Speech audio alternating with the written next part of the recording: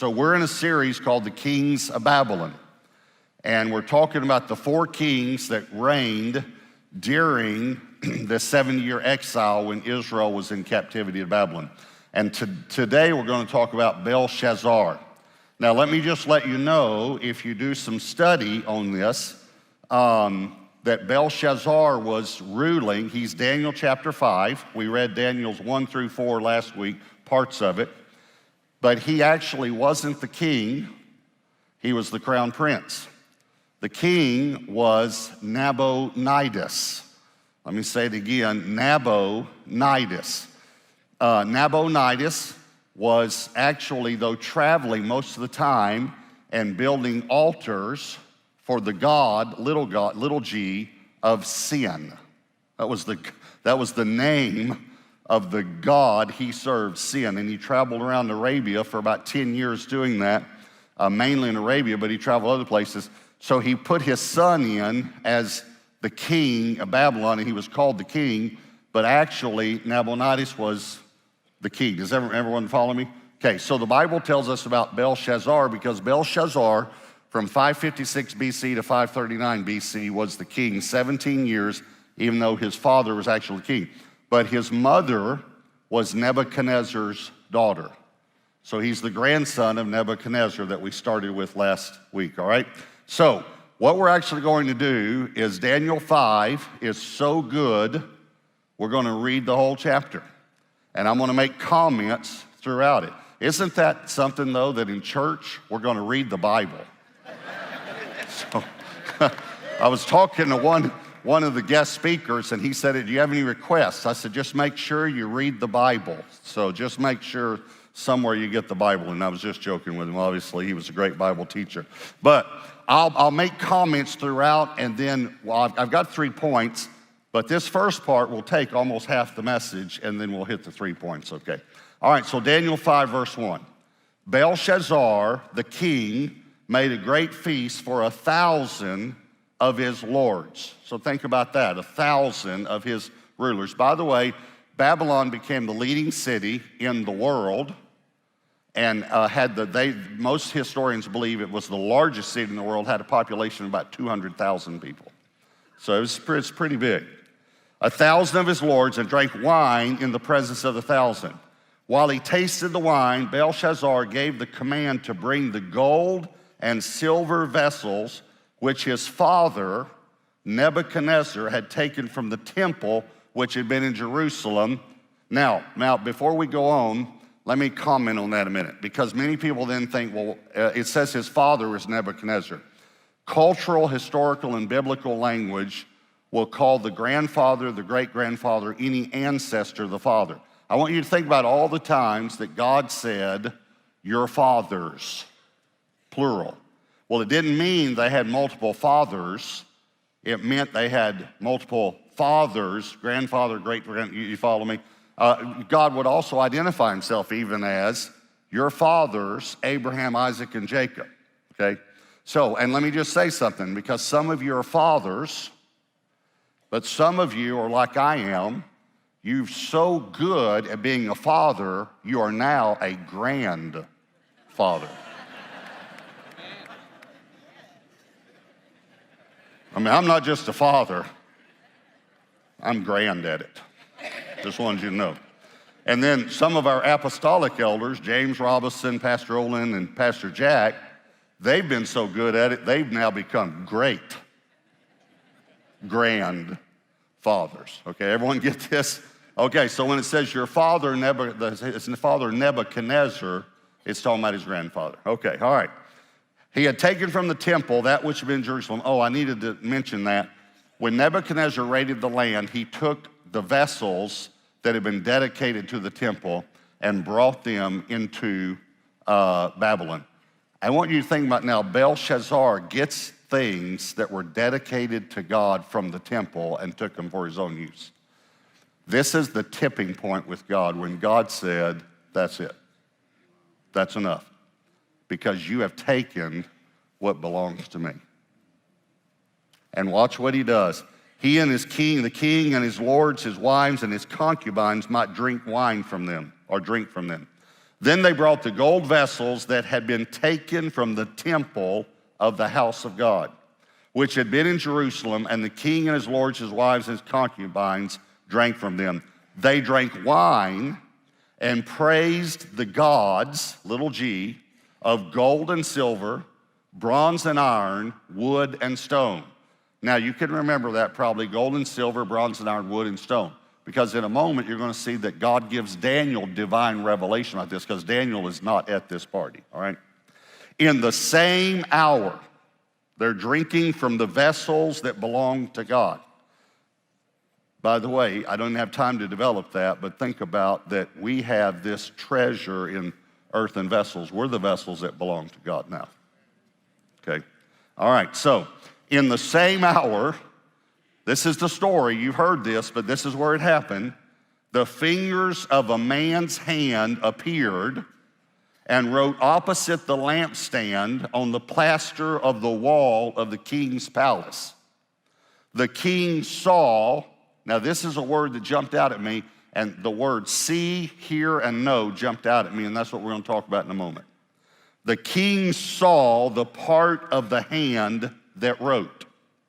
Then the king's countenance changed, I would assume it did, and his thoughts troubled him, so that the joints of his hips were loosened and his knees knocked against each other. I like how God likes to freak people out.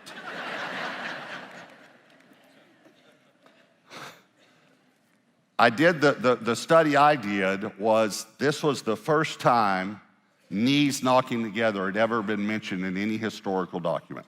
Now, possibly you might find something. I couldn't find any other place, but you know how you say, you got so afraid my knees knocked together. Okay, I believe, and I guess most would believe, this is where it comes from, all right? The king cried aloud to bring in the astrologers, the Chaldeans, and the soothsayers. Nebuchadnezzar did that as well when he couldn't interpret something.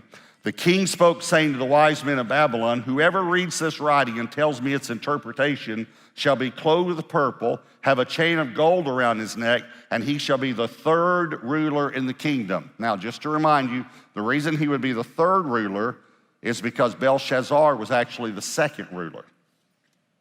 The first was his father, who was out building these temples to the god of sin, okay? So that's why.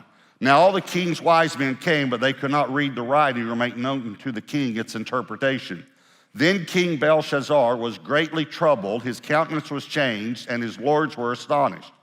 The queen, so this is his mother, who is also, because remember his father's actually the king. This is his mother, who's the daughter of Nebuchadnezzar. The queen, because of the words of the kings and his lords, came to the banquet hall. So she wasn't at this debauchery that was going on. The queen spoke, saying, O king, live forever. Do not let your thoughts trouble you, nor let your countenance change. There is a man in your kingdom in whom is the spirit of the holy God. She's talking about Daniel. And in the days of your father, think about again, she's talking about Nebuchadnezzar, his grandfather, light and understanding and wisdom, like the wisdom of the gods, were found in him. And King Nebuchadnezzar, your father the king, she's basically saying that because she could have been killed, because he had that power to do that. And so she's trying to be very respectful, but she's also trying to say, don't forget who my dad is, okay? Your father the king made him chief, that's Daniel, of the magicians, astrologers, Chaldeans, and soothsayers. Inasmuch as an excellent spirit, knowledge, understanding, interpreting dreams, solving riddles, and explaining enigmas were found in this Daniel, whom the king named Belteshazzar. Now, do you see the similarities between the two names, Belshazzar and Belteshazzar? Okay, Bel, most of you have heard this, Bel, it means God in their language, because they said when they were, many times Israel worshiped Baals, okay? So it means God, but in this time frame, they felt like that the king was God. Even though there were the gods, he was the main God. So Bel means protector of the gods or protector of the king. So Nabonidus names his son protector of the king so he can go out and do these temples, and basically you'll protect my kingship while I'm gone. But Nebuchadnezzar names Belteshazzar, Daniel Belteshazzar. Belteshazzar means protector of the king's wife. Now think about how God can orchestrate the circumstances, because the queen, who's the king's wife, comes and she could be killed, and yet God has already planned that Daniel, who would interpret the dream, would be called in Chaldean, in Babylonian language, in Chaldean language, but in Babylon, the one who protects the king's wife. And it's just kind of amazing how all this stuff fits together. She says, now let Daniel be called, and he will give the interpretation. Then Daniel was brought in before the king. The king spoke and said to Daniel, are you that Daniel, now watch, who is one of the captives from Judah? He's basically trying to remind him of his place. You're a slave, so you better remember your place here. He's really scared of him. One of the captives from Judah, who my father, the king, brought from Judah. I have heard of you. Okay, this is another word that jumped out at me. That Belshazzar had seen the things of God. He had heard of the things of God. You know what? That reminds me. I never gave you the title of the message. And I did that on purpose just to get intrigue. So the title is The Stubbornness of Pride. So we talked last week about the seductiveness of pride, but now we're talking about the stubbornness of pride. And we're going to show you, because of Belshazzar, I think he represents stubbornness, okay? All right, because he had saw, he'd heard, and he'd known, but he didn't really believe. He'd heard all that. All right, so he says, I've heard of you, that the Spirit of God is in you, and that light and understanding and excellent wisdom are found in you. Now the wise men, the astrologers, have been brought in before me, that they should read this writing and make known to me, again, see, hear, and know are the three words that jumped out to me. It's interpretation, but they could not give the interpretation to the king, and I've heard of you that you can give interpretations and explain enigmas. Now, if you can read the writing and make known to me its interpretation, you shall be clothed with purple, have a chain of gold around your neck, and shall be the third ruler in the kingdom. Daniel answered and said before the king, let your gifts be for yourself, and give your rewards to another. Yet I will read the writing to the king and make known to him the interpretation. Now let me just say something. Basically what he's saying is, I'll do this, but I don't need you to try to bribe me, because God takes care of me. Very pure here in Daniel. You're going to see later in the passage, I'll just go ahead and explain it, that he actually takes the robe and the purple robe, the gold, and it is made third in the kingdom. I think he does it because once he interprets it, he realizes Belshazzar is about to be killed and a new king's coming in, and he wants the guy to say, now why are you one of the rulers? Why are you the third guy? And I really believe he wants to be able to give counsel to this new king for the purposes of God. So I think his heart's pure in this. I'm sure it is, obviously. Verse 18. O king, the most high God gave Nebuchadnezzar your father a kingdom and majesty, glory, and honor. And because of the majesty he gave him, all peoples, nations, and languages trembled and feared before him. Now, before I read this next line, remember that Belshazzar was kind of sarcastic to Daniel. He kind of spoke down to him. He said, are you one of the captives? Aren't you just a slave? I've heard of you. Just want to remind you of your place. Watch Daniel, because most people don't pick up on this. He comes back at him with some sarcasm. He's talking about Nebuchadnezzar now. He says, whomever he wished, he executed. Whomever he wished, he kept alive. Whomever he wished, he set up. And whomever he wished, he put down. Here's what he was saying. You got to remember, Belshazzar was not the king. He was the crown prince. He, in essence, was reminding Belshazzar of his place. One of the reasons that Belshazzar, I think, was so stubborn was because he wanted to be the king, but he never really was. And he kept being reminded of that all the time. So Daniel, I personally believe, decides, Nebuchadnezzar, who was the real king, he did what he wanted to do. He just kind of throws a little jab in there, all right? But then he goes on about Nebuchadnezzar. But when his heart was lifted up, verse 26, and his spirit was hardened in pride, that's what we've been talking about, he was deposed from his kingly throne, and they took his glory from him. Then he was driven from the sons of men. His heart was made like the beast, and his dwelling was with the wild donkeys. They fed him with grass like oxen. His body was wet with the dew of heaven, till he knew that the Most High God rules in the kingdom of men and appoints over it whomever he chooses. But you, his son, again, the word father could be translated ancestor. The word son could be translated descendant. You, his descendant, or grandson. You, his son, Belshazzar, have not humbled your heart, although you knew all this. Again, I'm going to hit these three words. You saw it, you heard it, and you knew it, but because of your pride, you were stubborn. That's what he's saying. And you have lifted yourself up against the Lord of heaven. They have brought the vessels of his house before you, and you and your lords, your wives and your concubines have drunk wine from them.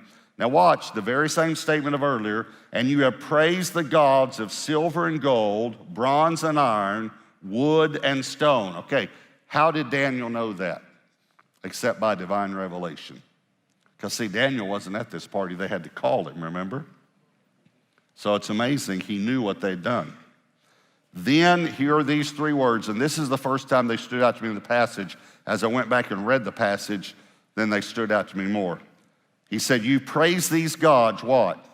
Which do not see or hear or know.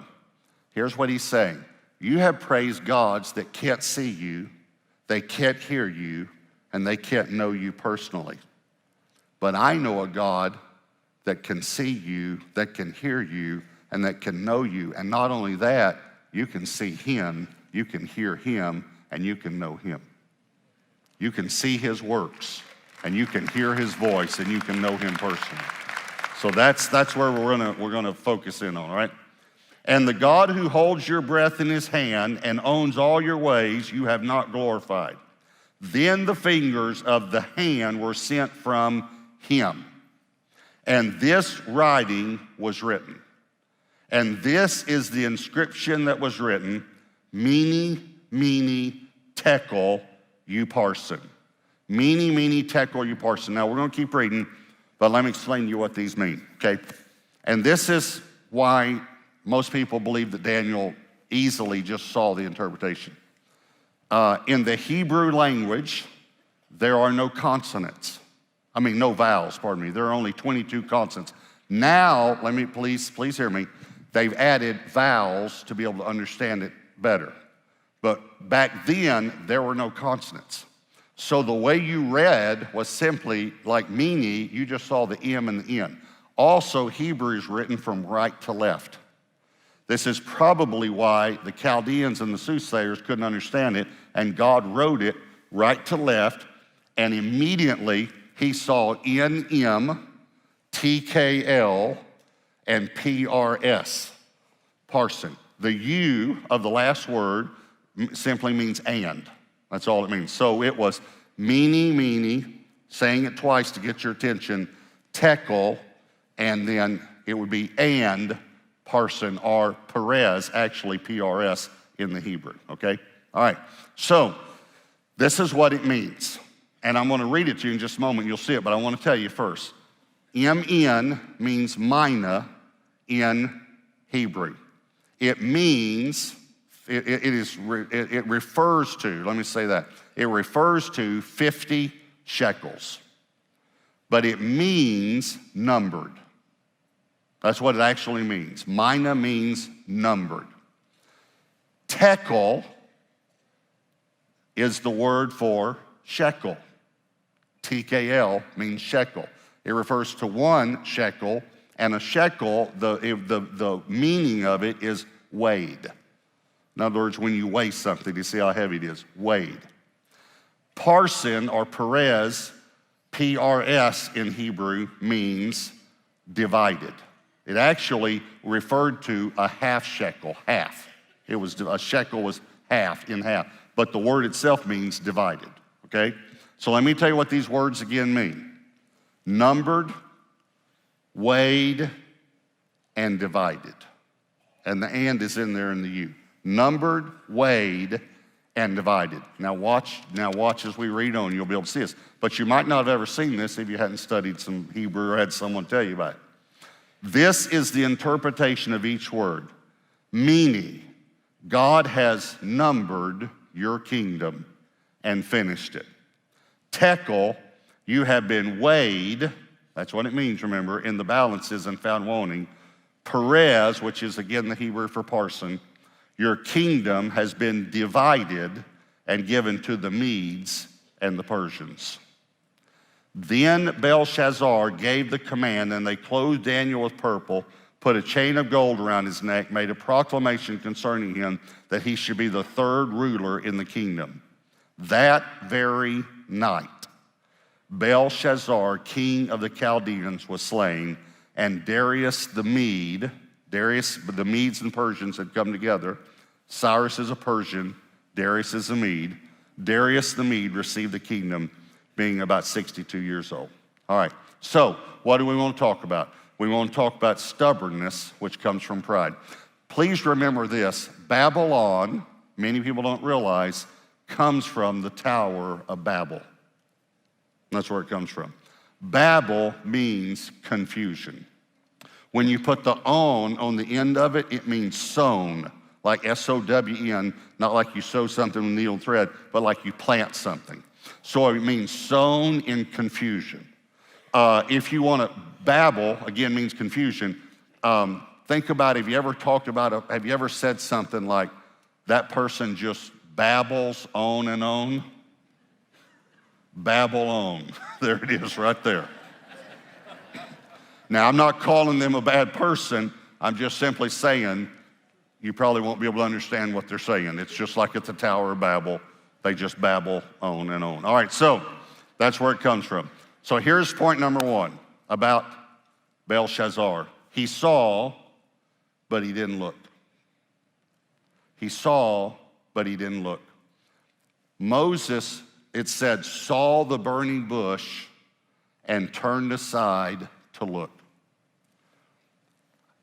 Belshazzar saw, probably as a little boy, all these things that happened to his grandfather.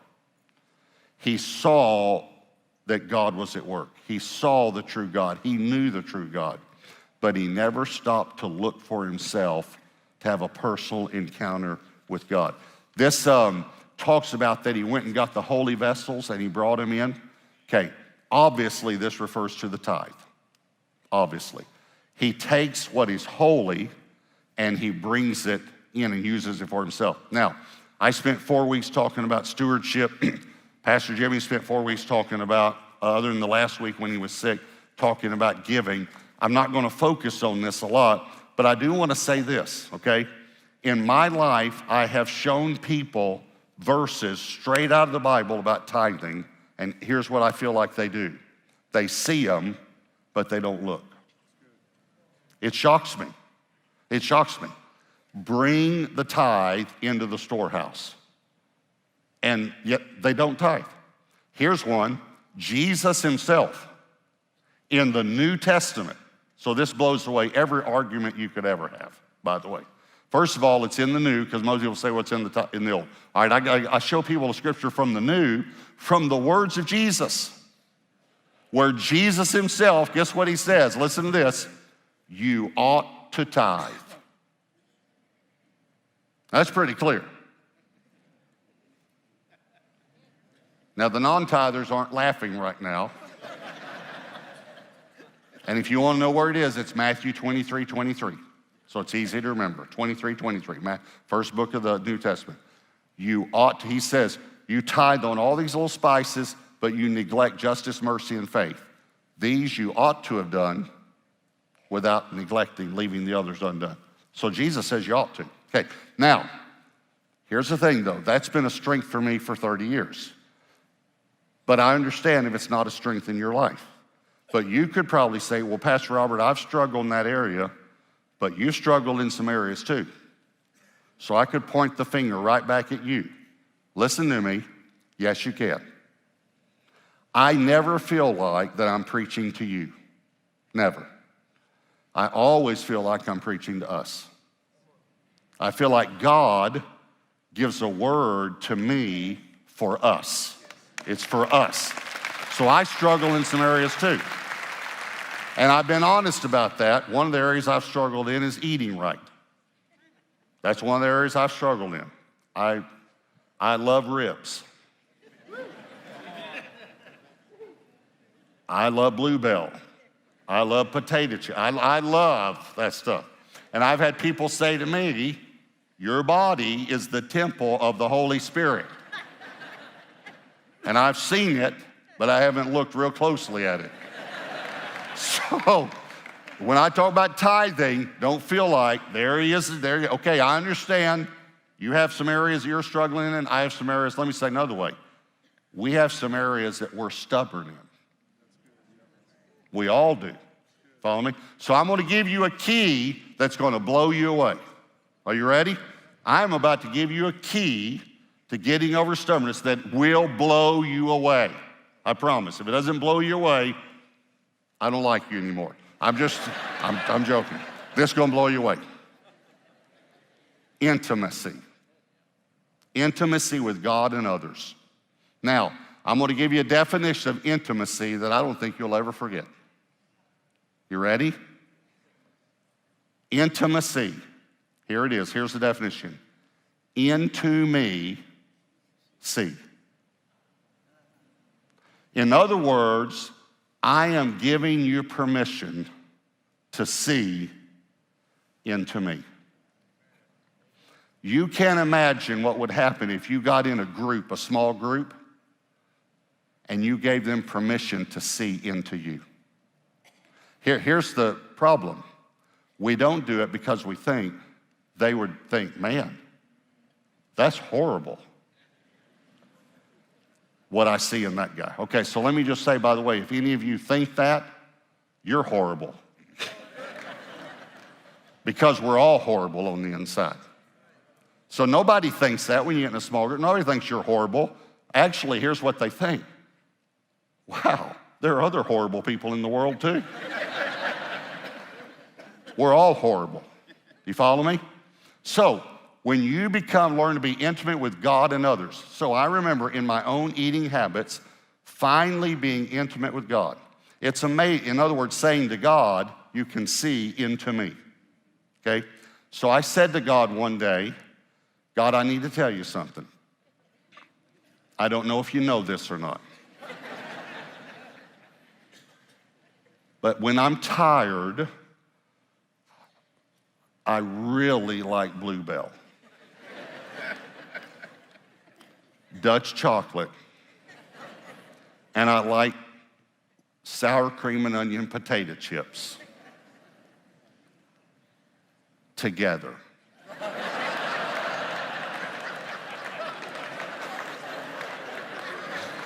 It's that Dr. Pepper and peanuts, I think. It's that sweet and sour. And so I told the Lord, you've probably never heard anyone say this, but I can eat a whole bag of chips and a whole half gallon in one football game. Just want you to know. I have a problem in this area. And I need to talk to you about it. I'll never forget, the Lord said to me, he said, I know you do. Would you like for me to tell you why?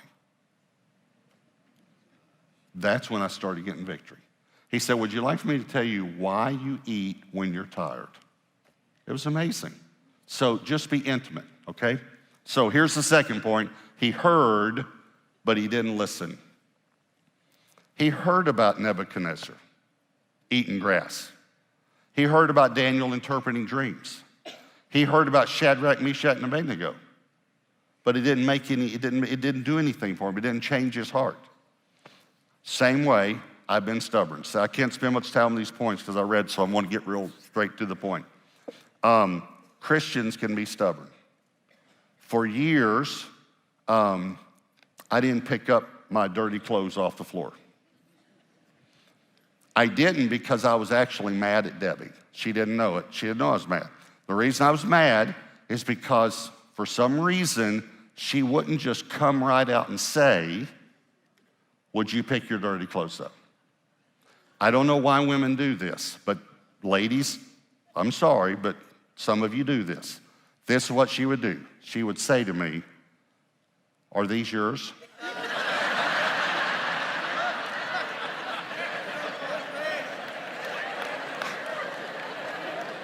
You know, I said, one time I said, well, I hope they are, because if they're not, I have some questions of my own.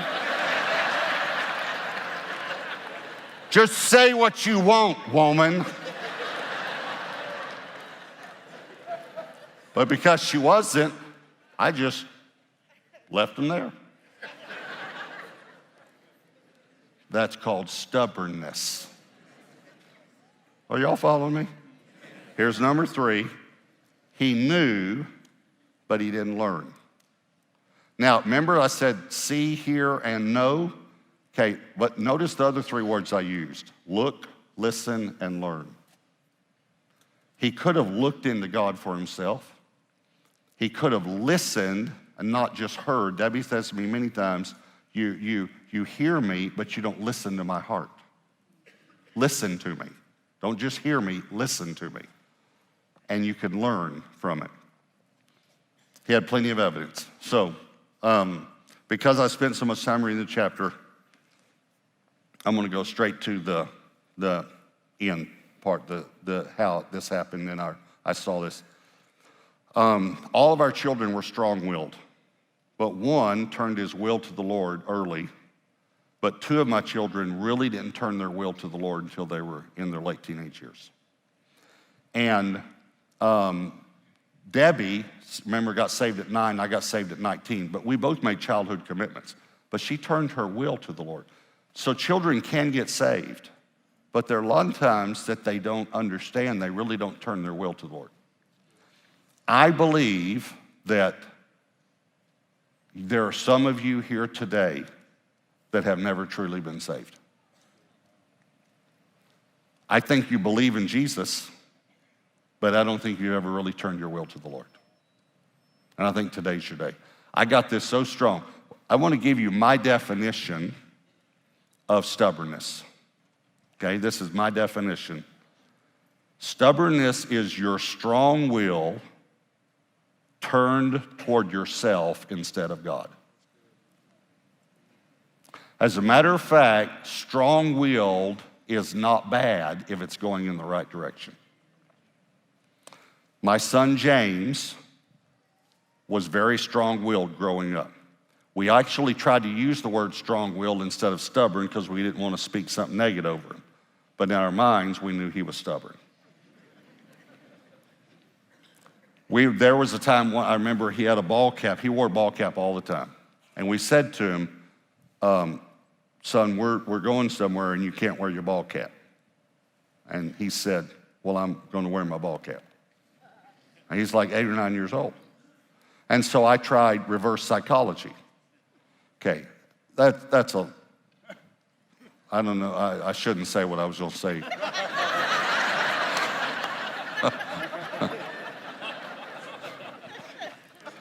But here's what I said, okay, then you're not going to go. And he said, fine. That's just the way he was.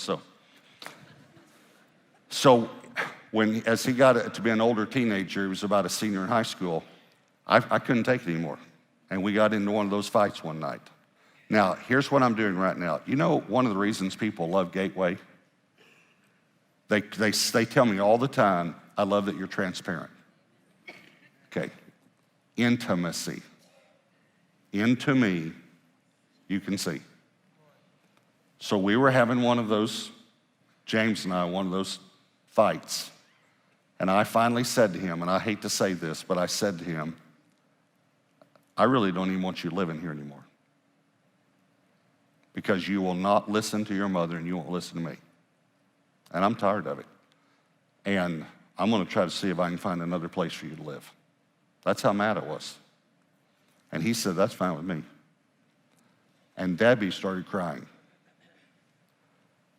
And she said, I will get on my knees and beg the two of you to stop being so stubborn. Because I don't want to lose my family. And something happened in my heart as a believer and in James's heart as a person who truly had not submitted his will yet. And a few weeks later, we noticed a change in James. We just noticed a change. We would go up to make sure he was asleep, and his Bible would be open on his chest, and he'd fall asleep reading his Bible. He started saying, yes, ma'am, and yes, sir. He started being nice to his sister. That's a miracle. That's a miracle. So you have to understand, when he was a teenager, he was one of those teenagers you couldn't fill up. You ever had one of those? So when we would eat, he would just eat like this, you know. So we said to him at the dinner table one night, we said, James, we are so proud of you because you've really changed in the last few weeks. This is what he said. It's probably because I got saved.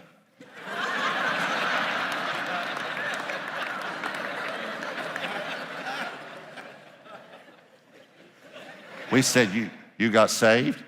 Yeah. We said, were you going to tell us about it? He said, he does like this. He reached over, he took his drink. He said, I figured y'all notice.